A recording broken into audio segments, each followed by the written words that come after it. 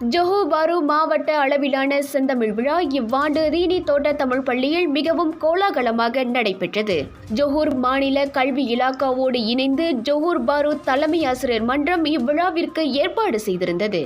இவ்விழாவில் ரீனி தோட்ட தமிழ் பள்ளியோடு துன் அமினா தமிழ் பள்ளி, ஜாலான் யாயா ஹவால் தமிழ் பள்ளி, கேலாங் பாத்தா தமிழ் பள்ளி மற்றும் புக்கித் சராம்பாங் தமிழ் பள்ளியும் கலந்து சிறப்பித்தன.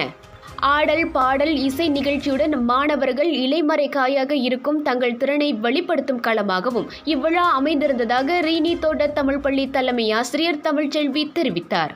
அப்போட்டிகளில் வெற்றி வாகை சூடி துன் அமினா தமிழ் பள்ளி முதலிடத்தை பிடித்த வேளை 2ஆம் இடம் ஜாலான் யாயா ஹவால் தமிழ் பள்ளி வசமானது.